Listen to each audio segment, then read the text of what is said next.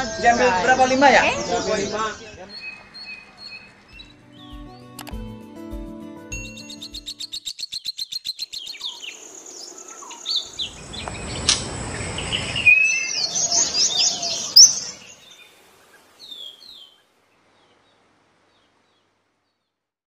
Halo Sobat Kicau, ketemu lagi bersama saya di channel Joy Bird House yang tentunya membahas soal burung dan kicau mania.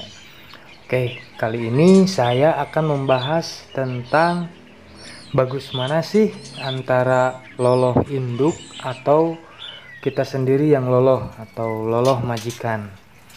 Nah, tentu sudah ada yang tahu dan juga masih banyak yang pengen tahu. Maka di sini saya akan sedikit berbagi tentang hal itu. Lalu bagaimanakah keuntungan dan kerugiannya? Dan bagus mana antara loloh induk dan juga loloh majikan? Nah, sebelum kita bahas, alangkah lebih baiknya tetap support channel ini dengan cara subscribe, like, dan bagikan kalau bermanfaat. Dan kalau misalkan tidak bermanfaat, bisa di skip aja. Oke, langsung saja kita lanjut. Kita mulai dari loloh indukan. Untuk model loloh indukan ini, tentunya si anakan murai ini diurus dan dibesarkan sama indukannya sendiri dengan jangka waktu tertentu. Biasanya si lolohan indukan ini akan dipanen sekitar kisaran 6 mingguan atau 5 minggu atau 6 minggu. Kebanyakan sih 6 mingguan. Nah, mungkin juga udah banyak yang tahu tentang hal ini. Namun, apa sajakah keuntungan dari loloh indukan dan juga kerugiannya? Nah, sekarang kita bahas keuntungannya dulu. Keuntungan yang pertama dari lolohan indukan adalah lebih cepat besar dan bunyi. Nah, si trotolan yang diloloh oleh indukan ini biasanya cenderung lebih bongsor atau lebih cepat besar. Dan juga si anakan yang diloloh oleh indukannya sendiri biasanya akan lebih cepat untuk bunyi. Dan itu tentunya bisa menjadi salah satu keuntungan dari loloh indukan ini. Karena kita nggak usah repot-repot memaster suara-suara burung dasar untuk memaster anakan murai batu, karena dengan sendirinya si anakan ini akan lebih cepat menangkap apa yang sering mereka dengar dari indukannya. Lalu keuntungan yang kedua dari loloh induk ini, si anakan lebih kebal terhadap penyakit. Sudah tidak bisa diragukan lagi bahwa air liur dari indukan murai ini bisa menjadi sebuah imun atau penangkal penyakit.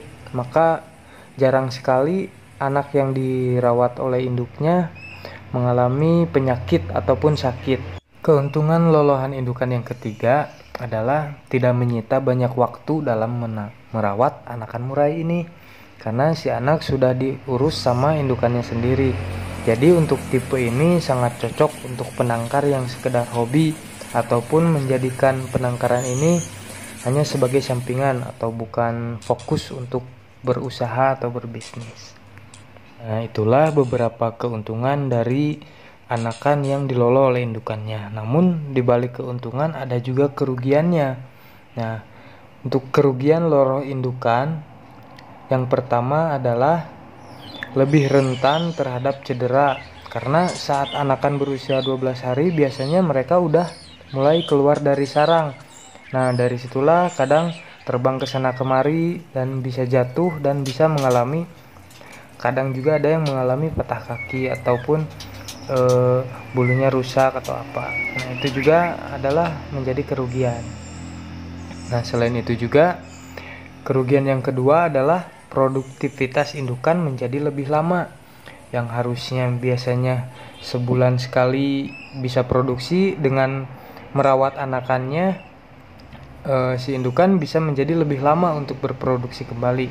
Karena hitungannya dia merawat anakannya itu sekitar 6 mingguan, ditambah pengeraman sama bertelur itu sekitar 2 minggu. Jadi perkiraannya sekitar 2 bulan indukan akan berproduksi kembali, dan itu juga merupakan salah satu kerugian tentunya. Dan kerugian yang terakhir atau yang ketiga ini, si anakan akan lebih susah untuk dipanen karena si anakan ini biasanya lebih giras, dan selain itu juga perlu waktu untuk mengajari anakan ini makan pur, ya sekitar 2 mingguan baru bisa makan pur. Nah, itulah beberapa keuntungan dan kerugian anakan murai batu yang diloloh langsung oleh indukannya. Nah, selanjutnya kita bahas anakan yang diloloh oleh penangkar atau biasa disebut loloh majikan. Seperti halnya yang diloloh oleh indukan, diloloh oleh majikan atau penangkar juga ada keuntungan dan kerugian tersendiri. Lalu, apa sajakah keuntungan dan kerugiannya? Kita bahas dulu dari keuntungan loloh majikan. Keuntungan pertama dari loloh majikan adalah resiko cederanya lebih bisa diminimalisir karena dari kecil sudah disimpan di inkubasi atau di sangkar yang tentunya kita rawat tiap hari. Nah, setelah itu keuntungan yang kedua adalah produktivitas indukan lebih efektif karena si anakan ini diambil di usia seminggu. Jadi dengan kata lain, dalam waktu sebulan si indukan bisa berproduksi kembali. Nah, ini lebih menguntungkan 2 kali lipat dari yang loloh induk sebelumnya. Kemudian yang ketiga, anakan akan lebih mudah beradaptasi dengan lingkungan karena sudah terbiasa kontak langsung dengan manusia. Otomatis ini akan lebih mempermudah adaptasi dan juga akan lebih mudah dalam mengajarkan si anakan ini untuk makan pur. Nah, itu untuk beberapa keuntungan dari loloh majikan. Setelah bahas keuntungan, tentu sekarang kita harus bahas juga tentang kerugiannya. Kerugian dari loloh majikan. Nah, kerugian yang pertama adalah sangat banyak menyita waktu. Nah, di sini biasanya si anakan murai 2 jam sekali harus dikasih makan. Tentunya kalau yang misalkan cuma sekedar sampingan ini gak bakal bisa karena si anak yang masih diloloh ini sangat butuh perhatian dan sangat menguras waktu dan tenaga. Jadi ini harus benar-benar fokus untuk membesarkan si anakan murai. Selanjutnya yang kedua ini, kerugiannya atau kekurangan loloh majikan ini sangat rentan terhadap penyakit. Jadi kita harus sedia selalu obat-obatan ataupun vitamin-vitamin untuk menghindari hal tersebut agar si anakan murai tidak terlalu rentan terhadap penyakit. Nah, selanjutnya yang ketiga itu cenderung lebih jinak. Padahal banyak beranggapan bahwa murai anakan yang lebih giras itu biasanya lebih fighter dan lebih banyak disukai oleh para kicau mania. Sedangkan anakan yang diloloh ini biasanya lebih jinak, dan itu juga biasanya menjadi salah satu kekurangan. Oke, sekian saja ulasannya. Bagaimana menurut Sobat Kicau? Lebih cocok mana, lolohan induk atau lolohan majikan? Ya, mungkin tergantung selera masing-masing saja. Oke, semoga ulasan kali ini bisa bermanfaat. Ambil yang baiknya dan buang jauh-jauh yang jeleknya. Bisa dicontoh yang baiknya dan jangan dituruti yang jeleknya. Oke, demikian saja ulasan yang bisa saya berikan kali ini. Tetap semangat, tetap berkarya. Salam Kicau Mania.